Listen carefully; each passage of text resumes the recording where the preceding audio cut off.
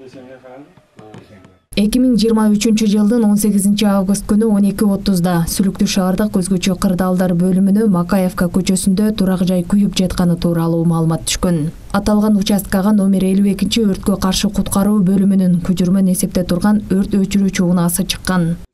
Жеринде келген учурда ошол өрт Макаевка көчөсүндөгү барашный типтеги үйдө күйүп жатканы көрүп, анын кесепетинен өчүрө абалына байланыштуу кайра кошумча күчтөр чакыртылган. Кошумча күчтөрдүн кесепетинен биздин Сүлүктүү шаардык өзгөчө кырдаалдар бөлүмүнөн 2 дана өрт өчүрүүчү автоунаа тартылып, жада калса ошо Лелек районуна караштуу номер 74 өрткө каршы куткаруу бөлүмүнөн 1 дана өрт өчүрүүчү автоунаасы келип, жеринде өрттөрдү толугу менен өчүрүлгөнбүз. Биздин өрт өчүргүчтөр максималдуу иштеп берди.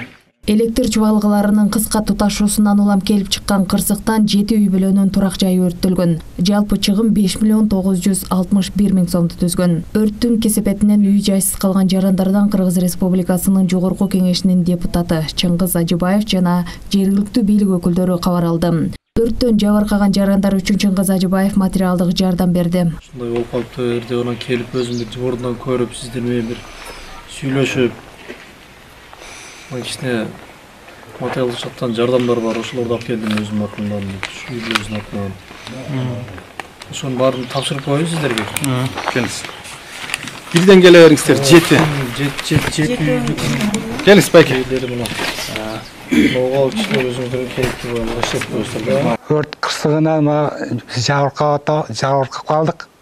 Үйлөрүбүз күйүп кетти.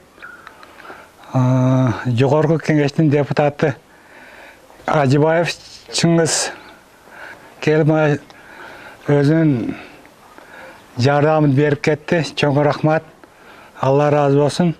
Шаарында жерге муктаждар көп да. Бир үйдө 3-4 семья жашагандар бар, балдар чакта келиндер менен. Ошол учурунда депутат жабыркаган жарандар менен баарлашып, көйгөйлөрүн укту.